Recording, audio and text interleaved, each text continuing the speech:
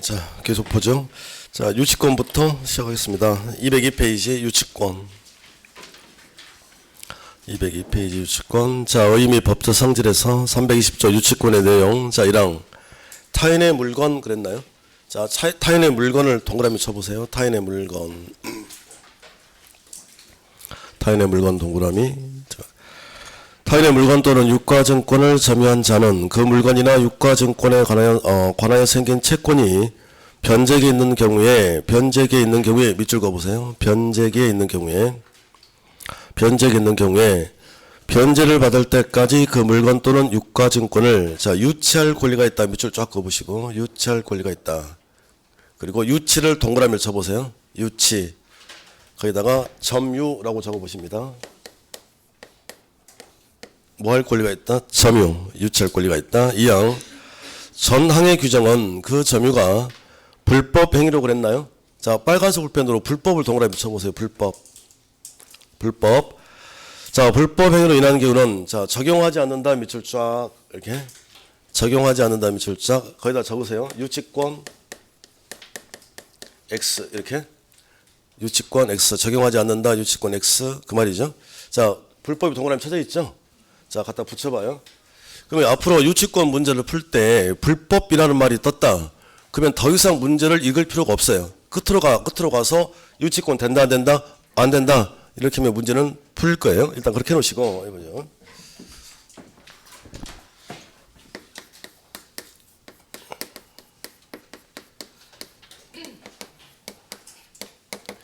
자, 유치권인데 유치권. 그 예전에 이게 유치권이 많이 나올 때는 세 문제까지 나온 적도 있어요. 담보권 중에서 많이 나올 때 매년이 아니라 이렇게 많이 나올 때는 세 문제 나온 적도 있다. 자, 그러면 도대체 유치권이 뭐냐는 건데, 자, 예를 들어서 갑의 을에게 시계 수리를 맡겼습니다. 시계 수리 이렇게. 그러면 을은 이제 갑에게 뭘 받을 수 있나요? 수리비. 그래서 수리비를 받을 수 있는 이 채권이 있는 거라고요. 다시 담보물권이라는 말을 사용하려면 뭐가 따라와야 됩니까? 채권. 그러니까 자, 수리비를 받을 내가 채권을 가지고 있다. 이 말인즉 을은 갑에게 수리비 받을 때까지 갑의 시계를 줄까요? 안 줄까요? 안 주겠죠. 그래요? 주지 않고 가지고 있을 수 있는 권리. 그걸 뭐라 그래요? 이걸 유치권이라 그래요. 유치권. 근데 당장 의의부터 시험에 나와요. 그러면 이 유치라는 말인데 유치라는 말을 다른 말로 바꿔보면 뭐라고 그랬나요? 제가 점유. 그러니까 유치권을 행사한다. 이 말을 사용하려면 반드시 점유가 수반이 돼야 된다고요. 가지고 있을 때가 유치권인 거지. 그러면 말을 바꿔버리면 점유를 하지 않아요. 기억하셔야 됩니다.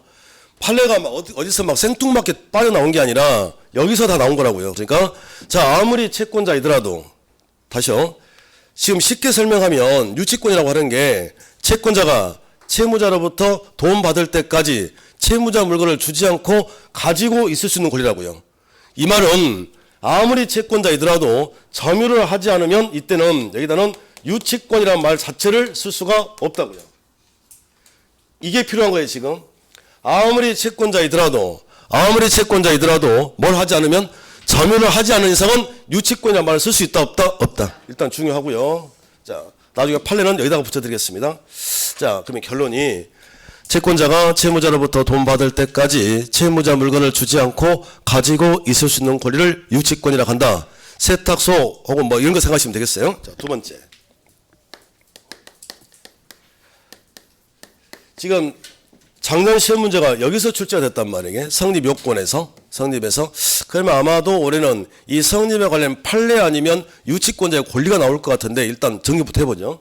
그러면 성립이 첫 번째가 유치권이란 채권자가 채무자로부터 돈 받을 때까지 물건을 가지고 있겠다는 거 아닙니까? 그러면 가지고 있는 게 지금 유치권인데 그 물건이 자기 물건이어야 돼요? 타인 물건이어야 돼요?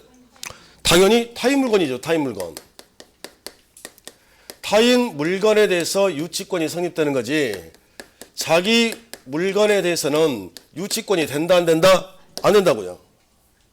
아니 어떤 사람이 자기 시계를 딱 차고 다니면서 유치권 이런 사람은 없을 거 아닙니까? 이상한 사람이지. 그러니까 일단 누구 물건이야 돼? 타인 물건. 그럼 타인이 누구겠습니까? 여기서 보나마나 누굴 것 같아요?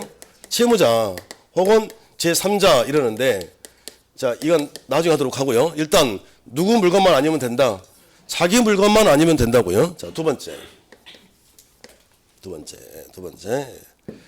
자 물건하고 물건과 채권 사이에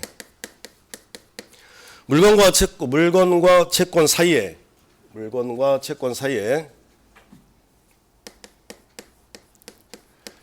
결연성이 필요하다. 그런데 말이 어렵잖아요. 그래서 바꿔보면 자 인과관계가 있어야 됩니다. 무슨 관계? 인과관계. 원인과 결과관계. 그러면 이건 무슨 얘기냐면 아무리 채권자라 하더라도 채무자 물건을 가지고 가서 매롱 유치권 그게 되는 게 아니라 채권이 발생이 된 그 물건이어야 됩니다. 채권이 발생된 그 물건이어야 된다고. 그 물건. 그러면 이렇게 가지고 왔다는 말은 다른 물건에 대해서는 유치권이 된다 안 된다? 안 된다고 얘기해. 이게 안 돼 이게. 채권이 발생된 그 물건을 가지고 있을 때가 유치권이라고요. 채권이 발생된 그 물건. 자 예를 들어서 자 앞에 계신 분이 자 세탁소를 하십니다. 근데 제가 밍크 코트를 맡겼다고. 남자도 밍크 코트 입어요? 최초로 입은 사람이 누구예요? 우리나라에서? 어? 아 이상민. 그 전에 입은 사람이 계셔. 앙드레김? 그분도 입었죠. 제가 본 것 중에 최고 대박은 이건희 회장님. 그 호피로 된 거. 그래요? 그러니까 저도 그거 입고 싶어 하나 샀다고 쳐봐봐요. 이게. 자, 그래가지고 안 어울리려나? 쳐봐봐요. 자, 그래서 제가 밍크 코트를 이렇게 맡겼단 말이에요. 이게 그 세탁비가 10만 원을 해봅시다. 그러면 이분은 저한테 얼마 받을 때까지 10만 원 받을 때까지 코트 준다 안 준다? 안 주고 가지고 있을 거라고요. 이렇게. 그러면 그 10만 원이라고 하는 그 돈 채권은 어디서 발생이 되는 거예요? 그 밍크 코트에서. 그걸 가지고 있을 때가 유치권이라고요. 그러면 말을 바꿔보면 다른 물건. 예를 들어서 제가 지금 동창회 가 있어요. 그래서 좀 간지나게 입고 가려고 밍크 코트를 찾으려고 그래. 아 근데 10만 원이 없네. 그래서 제가 가서 그냥 달라고 하면 안 줄 거 아닙니까? 그래서 집에 있는 다른 물건, 자 노트북을 가지고 가요. 그래서 대신 노트북을 가지고 계시고 코트를 달라고 하니까 줬다는 거지 저한테. 잘 봐봐요. 그러면 코트가 저한테 넘어왔다는 말은 이분은 코트를 점유를 해야 하네요. 안 하지. 그러니까 그 순간에 유치권이라는 말을 쓸 수 있고 없고. 그러면 대신 다른 물건 노트북을 가지고 있잖아요. 그러면 10만 원과 노트북은 인과관계가 있어요 없어요? 없지. 그러니까 유치권이라는 말을 쓸 수가 없고 그냥 가지고 있는 거라고요. 이해가 됐나요? 그러면 유치권이라는 말을 사용을 어떻게 해야 돼요? 뭐가 발생이 된? 채권이 발생된 그 물건! 해봐요. 시작. 그 물건. 그 물건에 유치권이 서는 거지 다른 물건은 유치권이 안 된다고. 이걸 정리를 해야 나중에 물상대의가 안 된다는 말을 쓸 수 있다고요. 저당권에서는 물상대의가 됐잖아요. 토지의 저당권을 설정을 했다. 토지가 수용됐다. 그러면 토지에서는 지워지지만 수용보상금 다른 물건에 저당권이 미쳤는데 자 지금 유치권은 된다 안 된다? 안 된다. 왜 안 돼요? 그 물건이 된다. 그 물건. 다른 물건은 돼야 안 돼? 안 돼. 그러니까 물상대를 이렇게 빼낼 거라고요. 일단은 여기까지만. 무슨 물건이야 돼? 그 물건. 자, 세 번째. 그러면 결국은 채권이 발생된 그 물건을 채권자가 돈 받을 때까지 그 물건을 안 준다는 건데 채권 때문에 지금 이러고 있는 거 아닙니까? 그래서 자, 이 채권이 그런데 자, 무슨 게 들어와야 하냐면 변제기에 들어야 한다고. 변제기에 들어와야 유치권이 성립이 돼요. 이래요? 그럼 이 말은 아직 변제기가 아니야. 그렇다면 유치권은 성립한다 안 한다? 안 한다요. 성립하지 않는다. 자, 연습 좀 하겠습니다. 아마 다음 주가 지금 그 정광일 것 같은데 개혁법에 또 나와요 이게. 자, 변제기라는 말이 있고 변제기와 같은 말이 이행기라는 게 있어요. 변제기, 이행기. 따라서 해보세요. 변제기, 이행기. 같은 말. 변제기라고 하시는 학자도 계시고 이행기라고 부르는 사람도 있는데 그러면 변제기, 이행기가 무슨 얘기냐면 잘 들으셔야 돼요. 자, 상대방에게 뭔가를 주겠다고 약속한 날짜예요. 기억하셔야 돼요. 상대방이 뭔가를 주겠다고 약속한 날짜를 뭐라고 그래요? 변제기 이행기라고 부릅니다.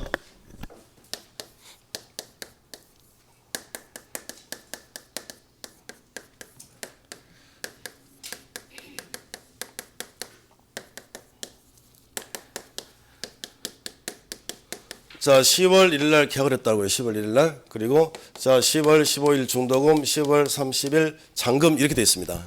그러면 대부분은 계약금은 계약서를 작성과 동시에 주는 거 아니겠어요? 그죠? 자, 대답 좀 해보세요. 자, 변제기 이행기가 언제입니까? 날짜로 해봐요. 날짜로. 자, 다시 잠깐만요. 자, 변제기와 이행기는 같은 말이에요. 자, 그러면 변제기 이행기 언제예요? 둘 다 하지, 둘 다. 상대방이 뭔가를 주기로 약속한 날짜를 변제기 이행기라고 한다니까요. 그러니까 내가 2주 후에 줄게, 변제기죠. 다시, 자, 한 달 후에 잔금 줄게, 이것도 변제기지. 이해가 되세요? 다시요. 중도금까지 넘어갔다. 그러면 이행기 변제기는 언제예요? 이 날짜.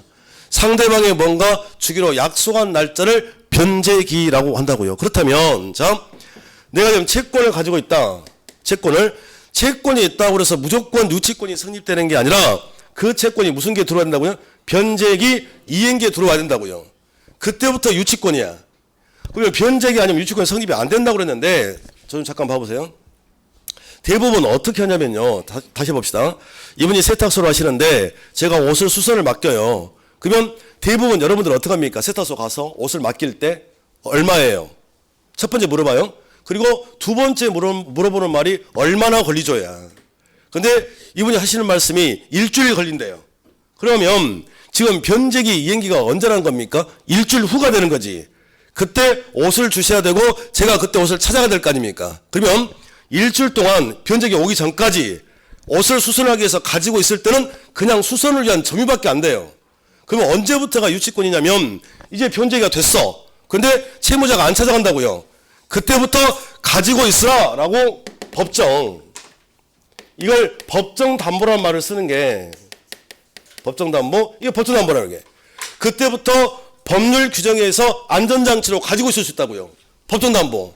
그러면 담보가 법정담보가 있고 약정담보가 있는데 약정담보, 저당권은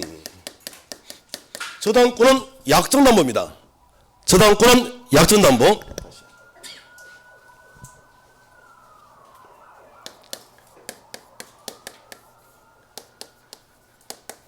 자, 이렇게 소비대차. 이게 돼 있어요. 이렇게 소비대차. 그러면 돈을 빌려가면서 이제 안전장치가 필요하지 않겠어요? 자, 그래서, 자, 이게 저당권이죠. 그러면 저당권은 그거 봐봐요. 약정담보라는 게 처음부터 약속하고 시작한 거예요.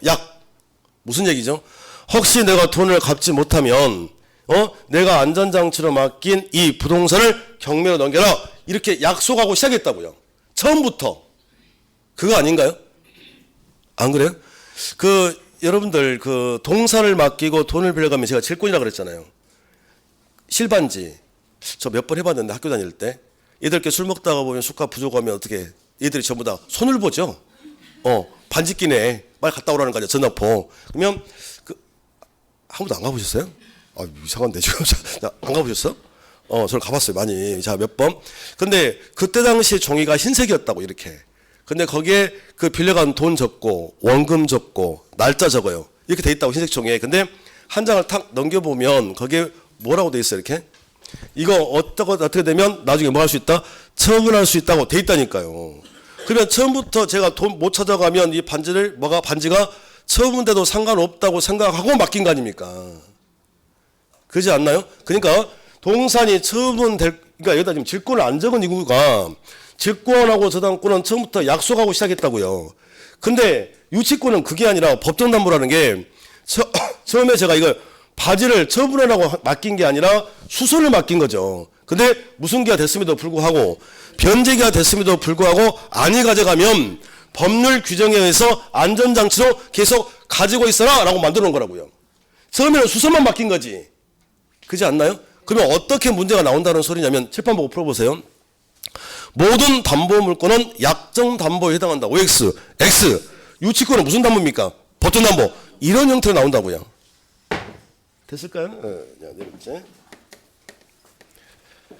왜 이렇게 마음이 편치가 않지? 자, 하나만 더 풀어봐요. 봐봐요, 집합. 자, 유치권 문제에서 유치권은 채권 발생과 동시에 유치권이 성립한다. OX. X. 무슨 게 들어와야 돼요? 편제기. 이렇게 나온다고요. 지금 방금 했던 게 다 기출문제입니다. 아시겠죠? 자, 다시. 자, 이 채권이, 자, 적법한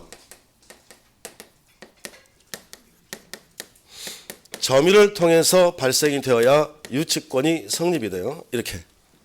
유치권이. 그러면 이거 말을 바꿔보면 불법. 자, 불법 점유야. 불법 점유. 이렇게. 불법 점유를 통해서 채권이 발생됐다면 이때는 유치권이 성립하지 않습니다. 이렇게. 그래서 어떻게 뽑아내라고 그랬나요? 불법. 유치권 된다 안 된다? 안 된다. 지금 이렇게 하라는 소리인데 저 좀 보시겠습니다. 제가 정상적으로 앞에 계신 분에게 시계 수리를 맡겼다. 그렇게 해서 이분이 점유를 하시고 채권이 발생된 거라면 제가 시계를 안 찾아가면 법률 규정에 의해서 안전장치로 계속 가지고 있을 수 있다. 그게 뭐예요? 유치권. 근데 불법이라는 게, 자, 예를 들어서 제가 수업이 끝났습니다. 그래서 제가 손을 씻으려고 화장실을 가요. 근데 이분이 막 따라오는 거야, 뒤에. 이렇게. 근데 제가 손을 씻으려고 시계를 딱 풀었더니 저 몰래 가져가는 거야. 이렇게. 그래가지고 수선을 해요. 그리고 나한테 이렇게 말하는 거지. 야, 민법 선생. 니가 시계 수리했거든? 수리비 내놔. 안 그러면 나 안 줄 거야. 돼요, 안 돼요? 말이 안 되잖아. 그러니까 불법 점유를 통해서 발생된 채권 가지고는 유치권 행사할 수 있다, 없다? 없다. 자, 정리해 봅시다. 유치권이 뭐예요? 유치권이 뭐예요? 유치권이. 뭐 받을 때까지, 돈 받을 때까지 뭔유할 수 있는 권리야? 점유. 그래서 뭘 하지 않으면, 점유를 하지 않으면 기억하셔야 돼요. 아무리 채권자이더라도 점유를 하지 않으면 유치권 된다 안 된다? 안 된다. 그러면 이 유치권은 어떻게 성립됩니까? 자기 물건 되고 안 되고? 안 되고. 일단 타인 물건이어야 되고 채무자 물건. 그리고 채권만 있다고 해서 무조건 되는 게 아니라 어떤 물건을 가지고 있어야 됩니까? 그 물건. 다른 물건 된다 안 된다? 안 된다. 그리고 채권이 발생되면 무조건 유치권이 성립되는 게 아니라 무슨 게 들어와야 되고 변제기. 그리고 그 채권이 적법한 점유된다. 이거 아닙니까? 자, 반대로 바꿔봐요. 자, 자기 물건 되고 안 되고? 안 되고. 다른 물건 되고 안 되고? 안 되고. 아직 변제기에 들어와 있지 않다면 되고 안 되고? 안 되고. 불법이면 되고 안 되고? 안 되고. 자, 이렇게 해서 유치권이 성립이 됐다면 세 번째 효력. 효력. 자, 효력이란 말이 보였습니다. 뭘로 바꿔야 됩니까? 권리. 권리. 자, 누가 갖는 권리? 누가 갖는 권리? 유치권자에게는 어떤 권리가 있습니까? 예, 아니겠어요, 이거? 지금 하고 싶은 게. 자, 그래서 자, 유치권자 갖는 권리. 유치권자 갖는 권리. 자, 첫 번째. 유치권자는 어떤 권리가 있을까요? 1번은 대답해 주던데. 뭐 할 수 있는 권리? 그렇죠, 그렇죠. 좋아요, 분위기. 네네. 자, 유치할 수 있는 권리가 있어요. 이런 권리가 있다. 그런데 유치를 다른 말로만 바꿔주시면 돼요. 유치를 다른 말로 바꿔봐요. 유치를 다른 말로 점유할 수 있는 권리가 있다 이러시면 되지. 돈 받을 때까지 유치할 수 있다, 점유할 수 있다. 그런데 좀 전에 말해줬는데 언제까지 점유만 할 거냐고요. 그러니까 예를 들어서 앞에 계신 분이 시계수리 하시는 분인데 자, 한 1000명이 시계수리를 맡겨요. 근데 변제기가 됐는데 찾아갈 날짜가 됐는데 안 찾아가. 그러면 안전장치로 법률 규정 안전장치로 계속 가지고 있을 수 있잖아요. 그러면 1000명이 안 찾아간다고 계속 가지고만 있으라고요? 너무 불합리한 거 아닙니까? 그러니까 유치권은 돈 받을 때까지 물건을 점유, 유치 가지고 있을 수 있는 권리인데 일정 시간이 돼도 찾아가지 않으면 그걸 팔 수 있다고요. 처분할 수 있다고요. 처분을 뭐라고 그래? 경매. 그래서 경매 신청권이 있습니다. 이렇게. 이런 권리가 있다고 이렇게. 이렇게. 자, 세 번째가 자, 유치권자 갖는 권리 중에서 과실 수치권이라는 게 있네요. 과실 수치권이 있대. 자, 또 과실인데 과실이 실수일 수도 있고 이득일 수도 있다고 그랬잖아요, 제가. 근데 뒤에가 무슨 말이 붙었습니까? 수치. 그러면 실수를 취득한다 말이 돼요, 안 돼요? 안 되죠. 그러면 이건 과실은 뭐겠어요, 여기서는? 이득. 유치권자를 갖는 권리 중에 과세수취권이 있다. 이득을 취득할 수 있다고요. 왜 그러냐면 혹시 이 말씀 기억나시나요? 우리 민법에서는 집중하세요. 조금만. 잠깐만요. 자, 우리 민법에서는 어떤 물건을 사용을 하면 자동적으로 뭘 본다고 그랬습니까? 수익. 됐나요? 그래서 제가 사용 수익을 붙이라고 그랬잖아요. 이렇게. 자, 그렇다면 이 말의 의미는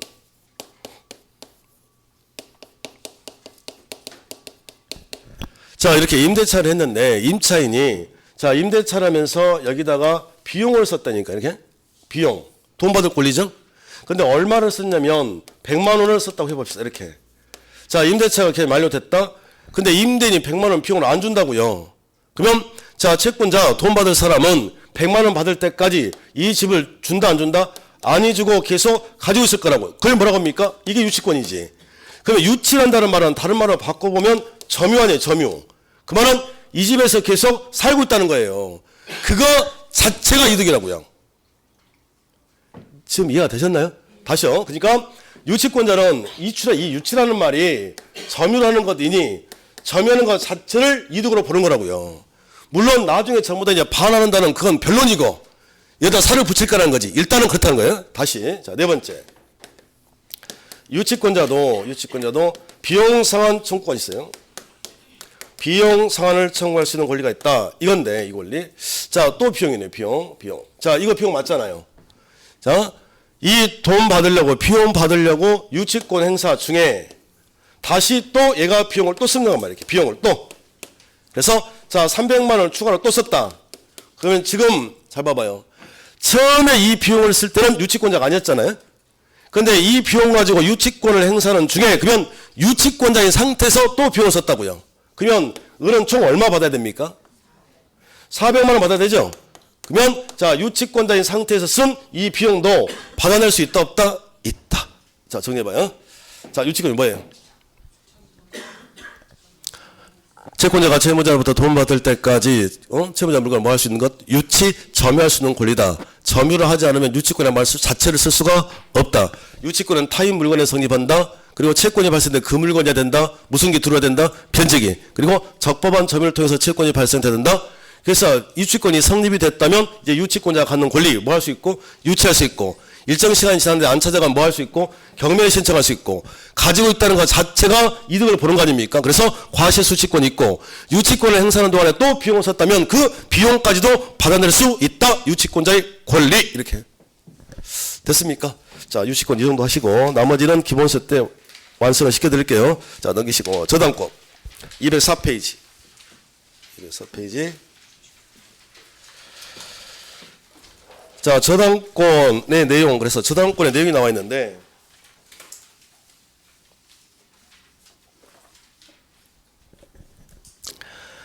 자, 저당권자는 법조문 보세요. 저당권자는 채무자 또는 제3자가 자, 밑줄 하나 그어보세요. 점유를 이전하지 아니하고 밑줄 쫙 그리다가 점유를 이전하지 아니하고 밑줄 쫙 이전하지 아니하고 채무의 담보로 제공한 부동산에 대해서 다른 채권자보다 자기 채권에 우선 변제를 받을 권리가 있다. 밑줄 쫙 그어보실래요? 우선 변제를 받을 권리가 있다.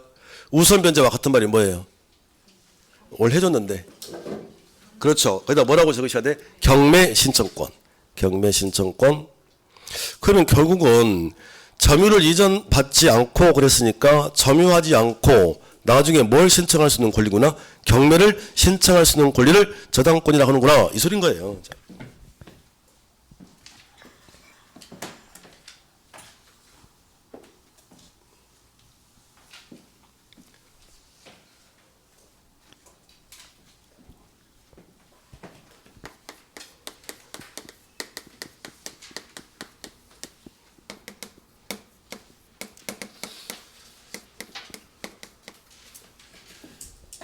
자, 이렇게 돼 있는데 자, 보시죠. 자, 1억만 빌려달라고 그래요. 이렇게. 자, 그럼 1억짜리 채권 때문에 1억짜리 채권 때문에 자, 안전장치가 필요했다. 안전장치가 필요했다. 그래서 자, 안전장치로 부동산을 잡아놨다는 거예요. 그럼 뭐가 되는 겁니까? 저당권. 이게 저당권 아닙니까? 그러면 자, 어떻게 해서 안전장치가 생긴 거죠? 어떻게 생긴 거예요? 채무자가 돈을 갚지 않으면 채무자가 맡긴 그 부동산을 뭘로 할 수 있다고? 경매 신청. 그래서 자, 뭘 신청을 해서 경매를 신청해서 경매 신청 이렇게 그러면 얘랑 같은 말이 뭐예요? 경매를 신청하면 돈이 나오겠죠. 자, 그 돈에서 내가 빌려준 돈을 내 밑에 있는 애들보다 먼저 받아갈 수 있는 권리, 그걸 뭐라고 합니까? 우선 변제권. 이렇게 같은 말이에요. 같은 말. 다른 말이 아니라 이게 같은 말이라고요. 같은 말. 지금 이해가 되셨나요? 근데 법조문에 뭐라고 되어 있냐면 뭘 하지 않고 그랬어요? 점유를 하지 않고 그랬잖아요. 그러면 저당권자는 부동산을 점유를 한다 안 한다? 안 한다. 점유를 하지 않고 나중에 돈을 갚기로 한 날짜, 그걸 뭐라고 그러죠? 뭔가 상대방이 이행하기 주기로 한 날짜를 뭐라고 그래? 변제기 이행기에. 변제기에 변제를 하지 않으면 뭘 할 수 있다고요? 경매 신청해서 돈 받아가는 권리라고요. 이해 되셨나요? 자, 그러면 앞으로 봐보세요. 자, 저당권자는 뭔 줄 하지 않아?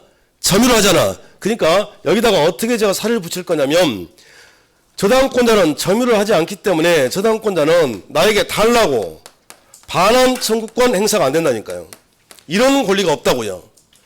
점유를 하지 않기 때문에 반환 이 말을 쓸 수가 없다고요. 누군가에게 반환을 요구한다는 말은 자신이 점유하기 위해서 반환이에요. 그런데 처음부터 얘는 점유 자체를 하지 않기 때문에 저당권자는 반환 청구권이 있다 없다? 없다. 그러면 결론이 나왔네요. 자, 여러분들 저당권은 뭡니까? 라고 물어보면 뭐라고 이야기해야 돼요? 아니, 저 좀 잠깐 봐보세요. 우리 주부님들, 우리가 이제 공부한 지 벌써 2달 됐잖아요. 그러면 대부분 처음 공인중개사 공부를 시작할 때는 주변에 말을 안 해요. 혹시 떨어지면 그럴까봐 말을 안고 다닌다고 조용히 학원에. 근데 2달 정도 연락이 끊기면 주변에서 막 이렇게 물어보잖아요, 이게. 자기 요즘 왜 이렇게 연락이 안 돼? 얼굴 보기 힘드는데? 그러면 좀 바빠서. 근데 시간이 지나면 이제 알게 되죠. 학원 다니는 걸 알아, 이제. 공인중개사 공부하는 걸. 그죠? 그러면, 내가 요즘 공인중개사 공부하잖니? 이렇게 해요. 그러면 그 사람들이 나중 되면 뭐라고 하냐면, 공인중개사 공부를 하면 물어봐요. 자기 요즘 민법 공부한다며? 저당권이 뭐야? 라고 물어봐요. 그럼 뭐라 그래야 돼? 저당권이 뭐야? 그럼 물으면 뭐 이렇게 해야 돼요? 이래야 돼요? 어떻게 해야 돼? 말을 해줘야 될까요? 말을. 그러면 저당권이 뭐야? 라고 물으면 뭐라고 그래야 돼? 경매 신청권이다. 나중에 경매를 신청할 수 있는 권리야! 라고 말을 해줘야 될 거 아니에요. 배웠으니까. 그죠? 뭐 하지 않고, 점유하지 않고, 나중에 경매를 신청할 수 있는 권리다. 이렇게요. 자, 2번째.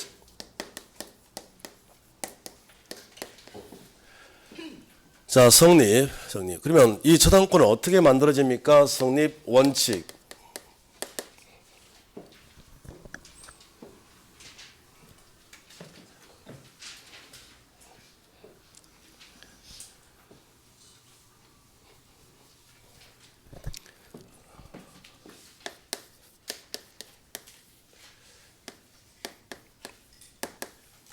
제가 방금 왜 이걸 다시 강조를 해놨냐면 이유가 있다고. 이유가. 이거 봐보세요. 자, 돈 빌려준 사람을 뭐라고 그래요? 채권자. 이렇죠? 돈 빌려간 사람을 채무자. 이런가요? 자, 이러면 저당권의 뜻이 뭐라고 그랬어요? 저당권의 뜻이? 경매 신청권이라면서요. 경매를 신청할 수 있는 권리라면서요? 그러면 경매는 채권자가 경매를 신청하는 거예요? 채무자가 하는 거예요? 돈 빌려준 애가 돈을 회수하기 위해서 경매 신청하는 거 아닙니까? 그러니까 채권자가 이게 뭐가 되는 거고 경매 신청권이 저당권이니까 그걸 갖는 사람이 이잖아 이게. 그래서 채권자가 저당권자가 되고 자, 채무자가 뭐가 되는 거예요? 저당권 설정자가 되는 거라니까. 이렇게요. 이게 원칙입니다. 뒤에 설정자가 붙었다 소유자라면서요. 그러니까 부동산 소유자가 자기 부동산을 맡기고 돈 빌려갔다 이 소리예요. 그럼 원칙은 누가 뭐가 되고 채권자가 저당권자가 되고 채무자가 저당권 설정자 되는 게 원칙인데 예외라고 원칙을 적었다는 말은 예외가 따라붙는다는 거 아닙니까? 이렇게. 그래서 예외가 2가지가 있어요. 2가지가. 근데 자, 첫 번째 한 가지만 먼저 할게요. 자, 이렇게 되는데 1억을 빌려달라고 그래요. 1억의 소비대차. 그러면 돈을 빌려간 사람이 누가 되는 겁니까? 채무자. 이렇게요? 얘가 채무자? 그러면 당연히 채권자 입장에선 안전장치가 필요할 거 아니에요. 그래서 부동산을 가지고 오라고 그래요. 근데 얘가 채무자가 부동산이 없는 거야 이게. 그런데 자기는 부동산이 없는데 친구한테 부동산이 있다니까요. 이렇게 되는 거예요. 이렇게. 지금 무슨 얘기죠? 병이 이 채권자에게 얘기하기를 내 친구 갑에게 돈 빌려주세요. 그러면 얘는 안전장치가 필요한데요. 자, 그러면 얘한테는 부동산이 없으니까 친구를 위해서 내 건물에 여기다가 저당권을 설정하세요. 이 말이에요, 지금. 부동산 소유자가 누굽니까, 지금? 부동산 소유자가 누굽니까? 병이잖아. 그러니까는 얘를 우리가 뭐라고 그래? 저당권 설정자. 그러면 이제 이런 구조가 되는 거죠. 자, 친구를 위해서 자기 건물에 저당권을 설정해 준 사람이잖아요. 자, 그래서 이 사람을 우리가 법률용어로 뭐라고 합니까? 이 사람 법률용어로? 이걸 법률용어로 또라이라고 그래요. 또라이. 이거 미친 거지, 이거. 미친 거 아니야, 이게? 자, 그러니까는 아주 딱 이용감이지, 이거 아주 그냥. 자, 근데 여기다가 또라이라고 하고 싶어요, 사실은. 이거 완전 또라이 아니야, 이거? 그런데 이 또라이를 이름을 물상보증인이라고 부른다니까요. 어려운 말이 아니라 뭘 가지고서? 물건 가지고서 보증 썼다고요. 근데 이 물상보증의 그대로 다른 이름은 뭐라고 그래야 돼? 또라이. 한번 해봐요. 시작. 또라이. 왜 그러냐면 나중 되면요. 물상보증인하고 제3취득자를 구별을 못해요. 제3취득자는 완전 불쌍한 애들인데 이 물상보증인 또라이야. 그러니까 물상보증인하고 제3취득자를 구별을 하기 위해서 자 미리 연습을 시키는 거예요. 자 물상보증인 그대로 다른 이름은 뭐예요? 또라이. 해봐. 시작. 또라이. 야, 내가 사회적 채무 있네서 그 상관없어. 한번 해봐요. 시작. 또라이. 알겠죠? 또라이가 누구라고요? 물상보증인. 물상보증인. 자 그러면 어떻게 시험에 나오느냐 해봅시다. 원칙은 채무자가 저당권 설정자가 되는 게 원칙이에요. 그런데 지금 어떤 구조를 띄고 있냐면 누구랑 채무자와 저당권 설정자의 불일치가 일어날 수도 있다. 그러면 풀어봐요. 칠판 보고. 저당권 문제에서 채무자와 저당권 설정자는 반드시 동일인이어야 한다. OX. X. 달라질 수도 있다. 우리의 또라이. 누굽니까? 물상보증인. 이렇게 빼라는 거지 지금. 이 어색한 분위기. 자 누구라고요? 또라이. 물상보증인. 자, 예. 세 번째.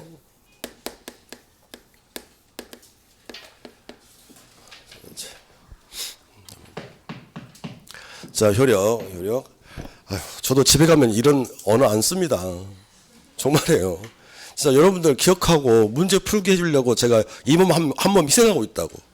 알겠죠? 그러니까 제 딸이 제 거 지금 이게 강의 그 은평박물관 거 지금 유튜브로 올라오는 거 아는데 그 보고 깜짝 놀래요. 제 딸이 아빠 강의를 그렇게 하는 거야 이렇게. 집에 가면 저도 과묵한 사람이란 말이야 이렇게. 책 보고 있고 이렇게. 자 효력인데 지금까지 효력 이렇게 되면 권리라고 했잖아요. 근데 여기는 그렇지가 않아요. 저당권만 유일하게. 그래서 저당권의 효력 그러면 정말 저당권 자체 효력이라고요. 저당권의 뜻이 뭐예요? 저당권의 뜻 경매 신청권. 그러니까 경매가 되면 어떤 일이 벌어집니까? 이 소리라니까요. 경매가 되면 어떤 일이 벌어집니까? 어렵지 않아요. 저를 믿으세요.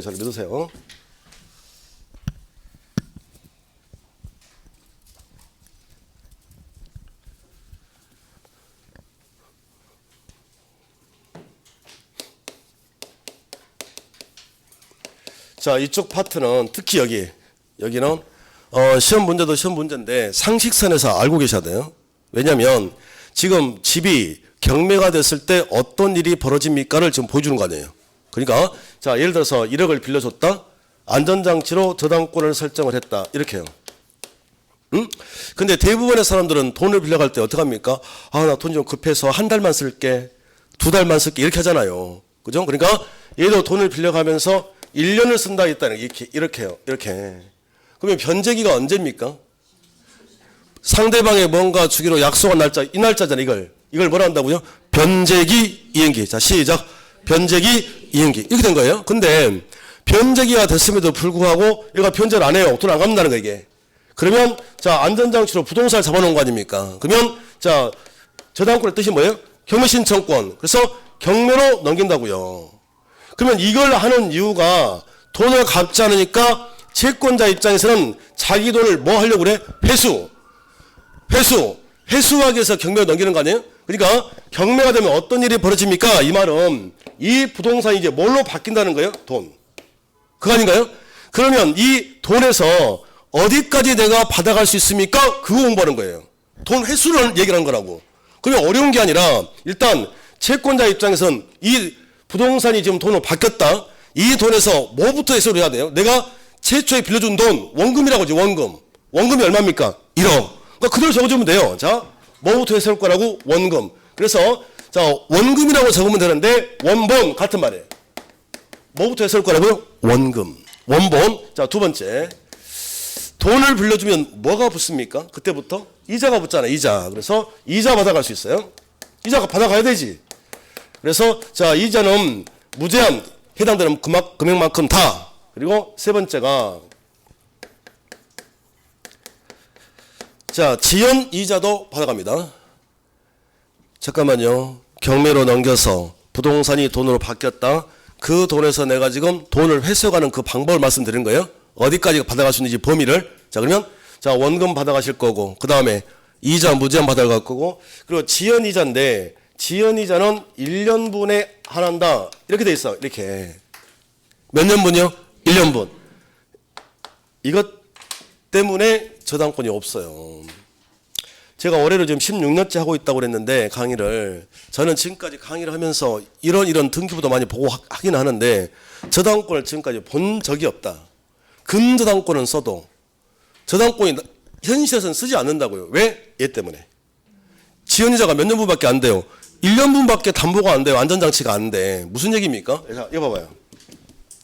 여기서부터 여기까지는 이자예요, 이자. 이건 이자.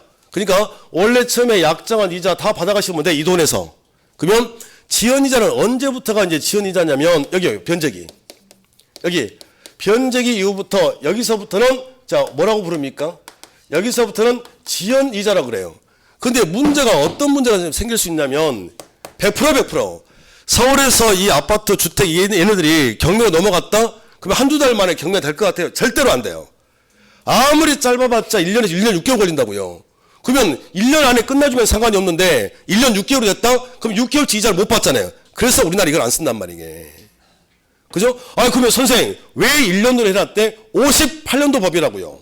그러니까 두 가지 지금 그 포인트가 있는데 58년도에는 부동산이 그렇게 많지 않았거든. 그러니까 경매가 돼도 금방금방. 하나 더, 또 한 가지가, 자, 여기 2억짜리 집이에요. 자, 그리고 자, 1억의 소비대차. 이렇게. 그리고 여기가 1번 저당권. 잠깐만 제가 설명을 하는데 다시 한번 말씀드리겠습니다. 과정이 나온다, 결론이 나온다. 결론만 나옵니다. 이 과정은 절대 시험에 안 나와요. 그러니까 여러분들이 문제를 풀어내려면 저것만 기억하시면 돼. 알겠죠? 이자는 1년분이죠? 그렇게 틀리고 온다고. 그냥 이자가 아니라 무슨 이자? 지연이자. 그러니까 여기다가 수정하는 거지, 저기. 그러면 이게 왜 이렇게 됐는지를 지금부터 설명할 때는 좀 편하게 들으시라고. 그렇게. 알겠죠? 자, 이렇게 되는데, 자, 이렇게 돼 있어요. 이렇게. 자, 여기가 1년. 그러니까 변제기를 1년으로 했단 말이에요, 얘는. 그런데 얘는 좀 친한가 봐. 그래서 변제기를 5년으로 했다니까, 이렇게. 그러면 이제, 자, 1년이 됐습니다. 이렇게 지금. 자, 변제기 됐다? 근데 채무자가 변제를 하지 않아요. 그러면 얘는 뭘 신청하면 돼? 경매. 그러면 액면 그대로 한다면 1억 받아고 1억 받아가면 되잖아요. 깔끔하잖아. 근데 경매를 신청하려고 봤더니 후순위 저당권자가 병이야. 근데 얘가 나는 철천지 왼수라고요. 너 잘됐다. 그래가지고 경매 신청 안 해요. 그러면 변제기 이후부터는 뭐가 붙습니까? 지연 이자가. 그래서 얘 변제기까지 기다리는 거야. 짠 이렇게. 그래서 그 지연 이자가 1년 될 때까지 기다렸다 이렇게. 그리고 나서 얘가 경매를 신청을 해버리면 얘는 한 푼도 받아갈 게 없잖아요. 그러니까 후순위 권리자, 후순위 저당권자를 보호하기 위해서 지연 이자 몇 년분? 1년분으로 만들어놨다 이 소리예요. 이해가 되셨나요? 그러면 우리 시험에 지금 객관식 시험인데 지연이자를 왜 1년분만 이렇게 담보가 됩니까? 라고 나올 리가 없지. 그건 주관식 시험인데. 그러면 이걸 적어야 되는데 객관식 시험이기 때문에 이건 어디만 기억해 주시면 돼? 몇 년분? 1년분은 무슨 이자만 그렇다? 지연이자. 어떤 장난을 치죠? 이자는 1년분 그러면 틀린 거 아닙니까? 이런 형태로 출제가 된다고. 결론만. 이해가 되겠죠? 자, 네 번째. 자, 위약금 약정을 했다. 그러니까 손해배상이에요, 손해배상. 손해배상. 위약금을 다른 말로 뭐라고 그래요? 손해배상. 손해배상 해주기로 약정을 했다면 그 금액도 다 찾아갈 수 있습니다. 이 돈에서. 경매가 돼서 나온 돈이 있을 거 아니에요? 그 돈에서 찾아가는 것들. 자, 다섯 번째. 그리고 자, 실행비용. 자, 실행비용. 자, 얘는 또 무슨 소리냐면 원금 찾아가세요. 이자 무제한 가져가요. 지연이자 1년분이에요. 자, 이렇게 돼 있어요. 그러면 실행비용이란 잠깐 보시겠습니다. 얘 좀. 자, 얘가 지금 경매를 신청하러 법원에 갑니다. 그러면 법원에 가서 저 경매 신청하러 왔는데요. 그러면 아이고 안타까워요. 돈 못 받은 거예요. 자, 무조건 해줄게요. 가 아니라 돈을 내라고 그래요. 처음에 경매를 신청할 때 실행비용 이 돈이 필요하다고요. 왜 그러냐면 이걸 지금 경매로 붙이려면 이 가격이 나와야 되잖아요. 그러면 감정평가를 받아봐야 될 거 아닙니까? 기타 등등 그 잡병이 든다고 한 500에서 600 들어요. 그 돈을 내는단 말이에요 이게. 그러면 채권자 입장에서는 얼마나 억울하겠습니까? 돈을 빌려주고서 채무자가 돈을 갚지 않으니까 추가적으로 이 돈을 또 쓰는 거잖아. 그래서 자, 경매가 돼서 돈이 나오면 제일 먼저 얘한테 챙겨주는 돈이 실행비용이라고요. 여기는 순위도 없어요. 잠깐만요. 제가 어제도 질문을 받았는데 중개사법에 가보면 이 내용이 또 나와요. 근데 중개사법에서는 순서를 물어봐. 1순위, 2순위 돈 받아간 순서가. 근데 민법은 절대 그걸 물어볼 리가 없다고요. 이걸 만약에 순서를 정답 실행비용을 제일 먼저 적어야지. 순위가 0순위인데 민법은 어디까지만 나온다고요? 경매가 되면 돈이 나올 거 아닙니까? 이 돈에서 내가 뭐뭐를 챙겨갈 수 있는지 그것만 물어본다고요.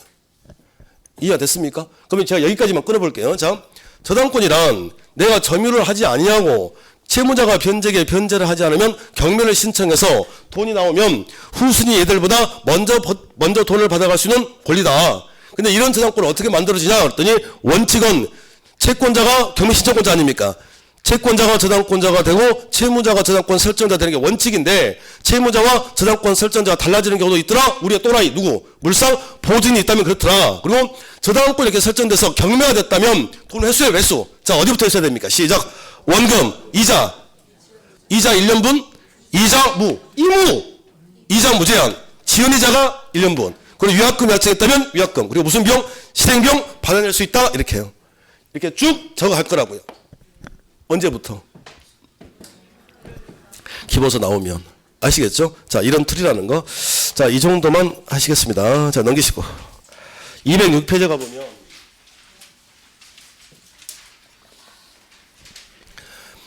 또 이렇게 했더니 어떤 분은 저한테 교수님 그냥 다 해주지 그래요? 탈라요, 탈라. 한꺼번에 너무 많이 드시려고 하면. 그러니까 조금씩 벽돌 한 장씩 쌓는다는 기본으로 제가 이렇게 쌓아드릴 테니까 그냥 믿고 따라오세요. 아시겠죠? 자, 206페이지 가보면 근저당권이 있나요? 이걸 우리가 특수저당권이라고 그래요. 특수저당권. 적지 마셔. 자, 특수저당권. 그래서 자, 공동저당과 근저당 두 개가 있는데 간단하게만 얘만 나와 있잖아요. 자, 그래서 얘도 기본서 가지고 올게. 이거 부족이 안 돼, 이거 가지고. 아시겠습니까? 자, 이렇게 해서 물권법을 마치겠습니다. 이 정도. 그리고 자, 파트 3 그래서 이제 계약법인가요? 자, 계약법부터 10분 쉬었다겠습니다.